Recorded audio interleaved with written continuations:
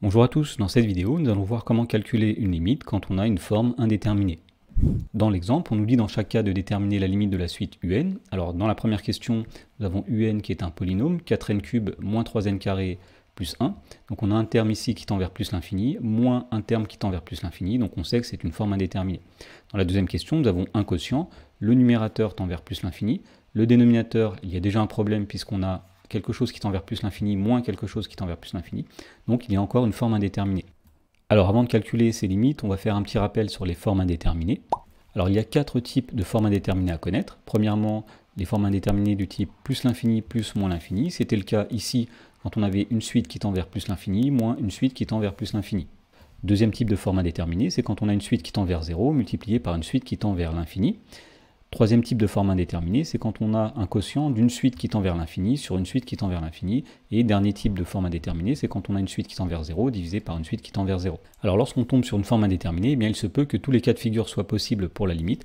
Il peut y avoir des sommes ici pour lesquelles la limite vaut plus l'infini, des sommes ici pour lesquelles la limite vaut moins l'infini, pour lesquelles la limite n'existe pas, etc. Et donc l'idée à retenir, c'est que pour lever une forme indéterminée, eh bien, il faut modifier l'expression de la suite. Par exemple, si on a une somme, eh bien, on peut essayer de la factoriser. Si on a un produit, on peut essayer de le développer.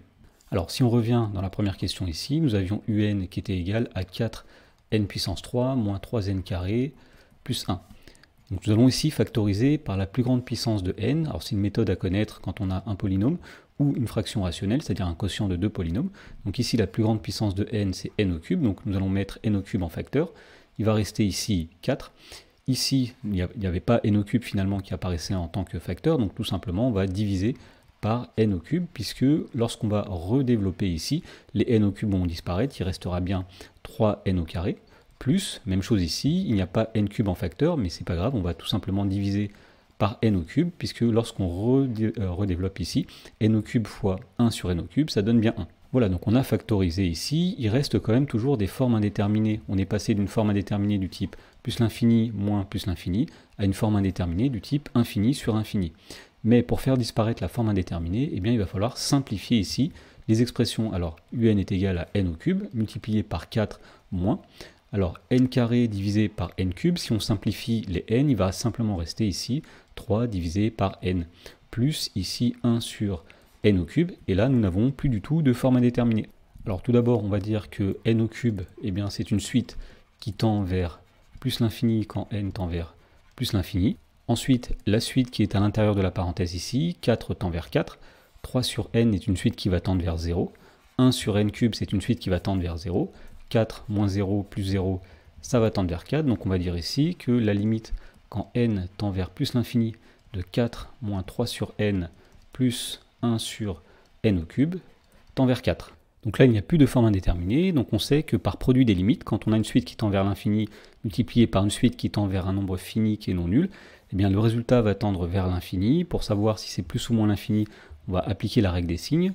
Positif par positif, eh bien ce sera positif. Donc on peut affirmer ici que la limite quand n tend vers plus l'infini de la suite un, eh bien c'est plus l'infini.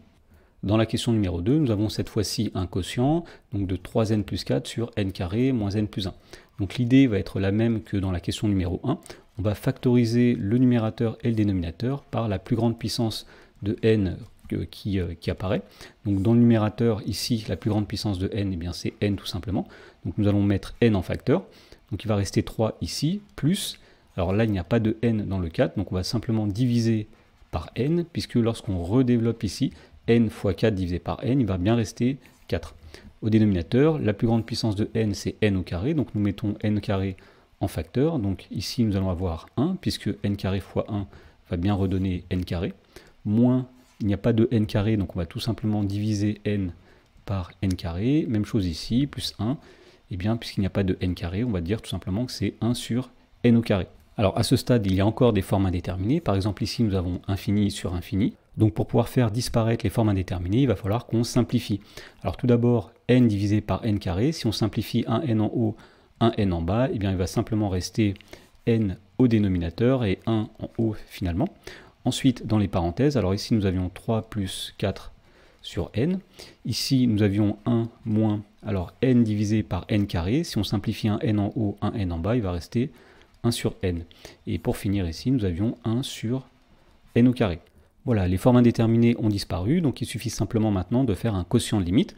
Donc tout d'abord, la limite quand n tend vers plus l'infini du numérateur, c'est-à-dire 3 plus 4 sur n, et bien ça c'est égal à 3, tout simplement, puisqu'ici on a une suite qui tend vers 3, plus une suite qui tend vers 0, donc par somme des limites, c'est le tableau pour la somme des limites, et bien la suite 3 plus 4 sur n va tendre vers 3. Ensuite, la limite quand n tend vers plus l'infini du dénominateur, c'est-à-dire n facteur de 1 moins 1 sur n plus 1 sur n au carré, et bien cette limite-là va être égale à plus l'infini parce que n tend vers plus l'infini quand n tend vers plus l'infini. L'expression qui est entre parenthèses, alors 1 tend vers 1, 1 sur n tend vers 0, 1 sur n carré tend vers 0, donc 1 moins 0 plus 0 par somme des limites, ça va tendre vers 1, donc nous avons une suite qui tend vers 1 multipliée par une suite qui tend vers plus l'infini. Donc par produit des limites, c'est le tableau sur le produit des limites, et bien la suite va tendre vers plus l'infini. Et donc pour finir, on a une suite qui tend vers 3 divisée par une suite qui tend vers plus l'infini, donc par quotient des limites, eh bien on sait que la suite un, dans ce cas-là, va tendre vers 0.